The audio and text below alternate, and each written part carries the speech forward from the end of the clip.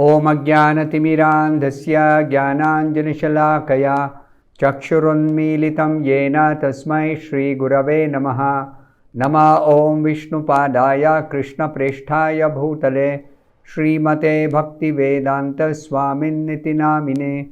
Namaste Saraswate Deve Gauravani Pracharine Nirvishesha Shunyavadi Paschatya Deshatarine. Jaya Shri Krishna Chaitanya Prabhu Nityananda Shri Advaita Gadadhara Srivasadi Gaura Bhakta Vrinda. Hare Krishna Krishna Krishna Hare Hare Hare Rama Rama Rama Hare Hare.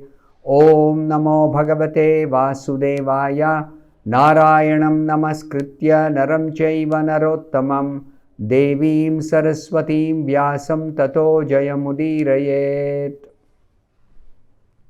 In this session, we'll be discussing from the 12th verse of the 8th chapter of the first canto of Srimad Bhagavatam. Taryevatha Munishrestha Pandava Pancha Sayakan Atmanobhimukhan Deeptan Alakshya Astrani Upadaduhu. The meaning of this verse: O foremost among the great thinkers, Munis, referring to Shaunaka, seeing the glaring brahmastra proceeding towards them, the Pandavas took up their 5 respective weapons.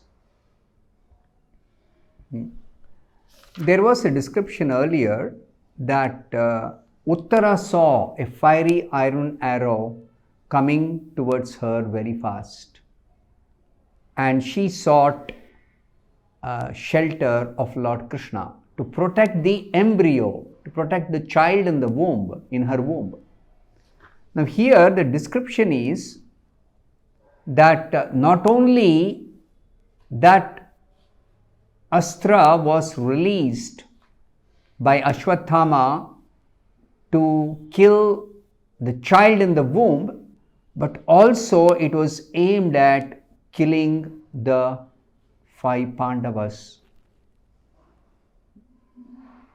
So in the purport, Srila Prabhupada explains, the brahmastras are finer than the nuclear weapons. This has been discussed earlier. Brahmastra is a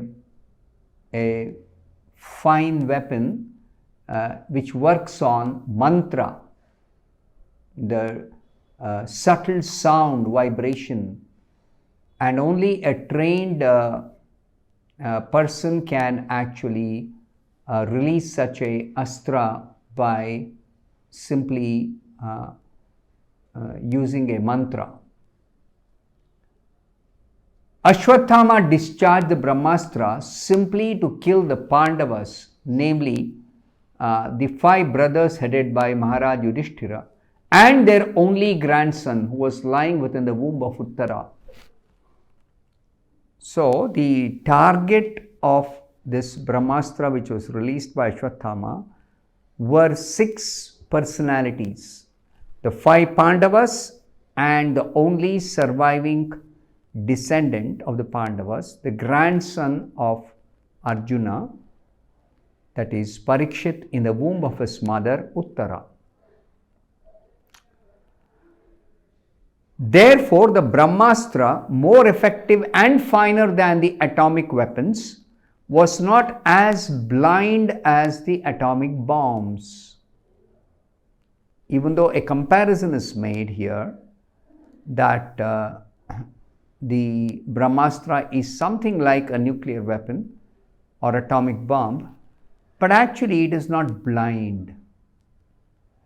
When a nuclear bomb is dropped somewhere, it kills so many people, including the innocent people who have nothing to do with war, who are not any party to any particular fight between some people. So, the damage done by atomic bomb or by nuclear weapons is too much. And what is very bad about it is that even the innocent people are unnecessarily killed.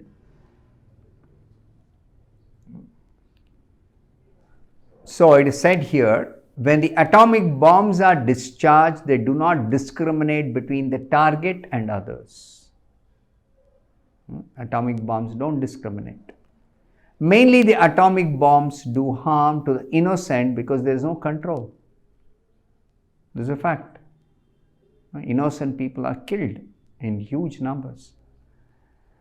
The brahmastra is not like that, not like the atomic bomb or not like the nuclear weapon of modern day.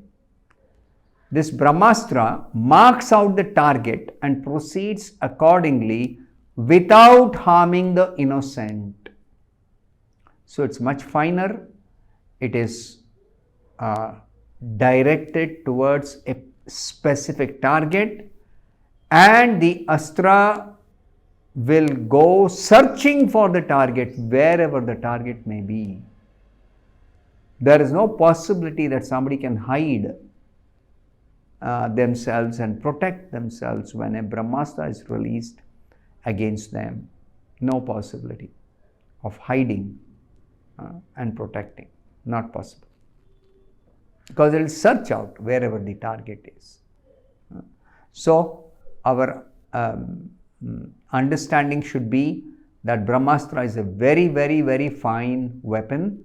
It is based on chanting the appropriate mantra, and only qualified people or trained people can actually use such weapons, fine weapons, and it has got a very, very specific target or targets even. Just like here, this brahmastra released by Ashwatthama, the second time he is releasing the brahmastra. Ever since the incident of killing the 5 sleeping sons of Draupadi, since that incident, second time now Ashwatthama is releasing the brahmastra. And this time the target was specifically the 5 Pandavas and the child in the womb of Uttara, the grandson of the Pandavas, Parikshit. The 13th verse, Vyasanam vikshatat tesham ananya vishayatmanam sudarshanena swastrena swanam raksham vyadhat vibhuhu. The meaning of this 13th verse, the Almighty Personality of Godhead Sri Krishna, having observed that a great danger was befalling his unalloyed devotees who were fully surrendered souls, at once took up his Sudarshan disc to protect them. Now you see the reaction of the Lord. So Srila Prabhupada explains in the purport elaborately. The brahmastra, the supreme weapon released by Ashwatthama, was something similar to the nuclear weapon but with more radiation and heat. This brahmastra is the product of a more subtle science, being the product of a finer sound, a mantra recorded in the Vedas. In the Vedas there are different mantras for different purposes. But the important aspect of mantras is all of them are sound vibrations which have got very, very specific purpose for being utilized in a particular way. Now the Hare Krishna mantra is also a mantra in the Vedas. It is mentioned in the Kali Santarana Upanishad. But this mantra, Hare Krishna mantra, is not meant for any destructive purpose. It is especially meant for self-realization, God realization, and therefore it is very, very, very special, this Hare Krishna mantra. Srila Prabhupada further says, another advantage of this weapon is that it is not blind like the nuclear weapon. This was already discussed in the previous verse. Because it can be directed only to the target and nothing else.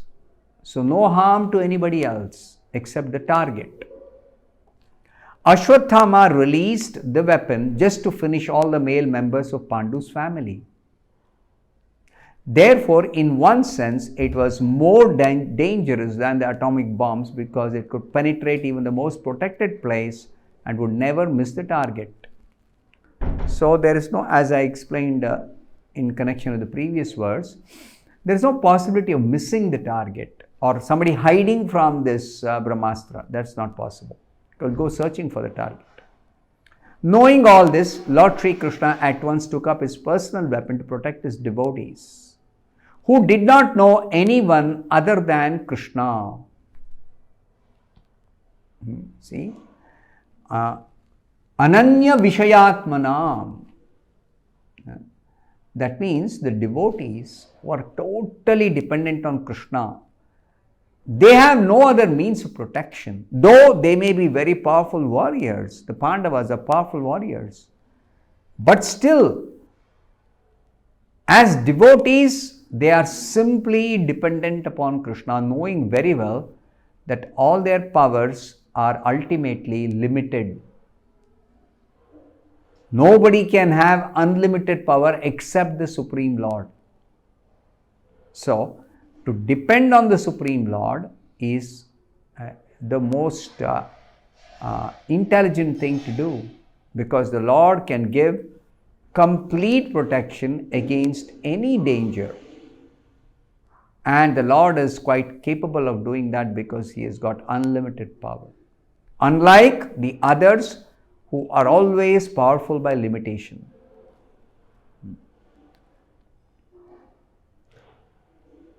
Now in the Bhagavad Gita, Lord Krishna has clearly promised that His devotees are never to be vanquished.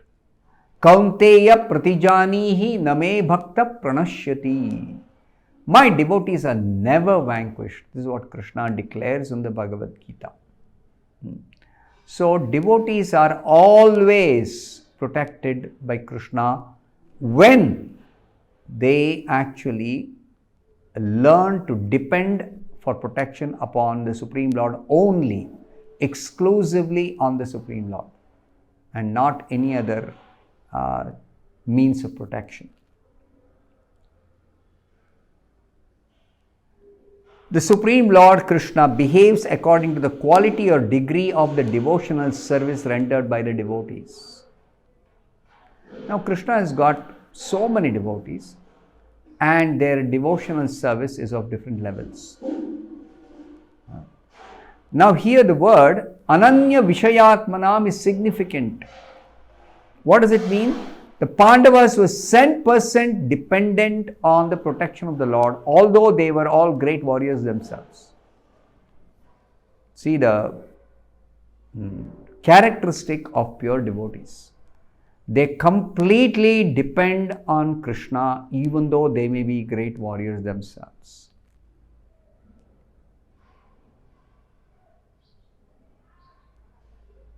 Now, as far as the Supreme Lord is concerned, sometimes He neglects even the greatest of warriors, and sometimes He vanquishes the great warriors in no time.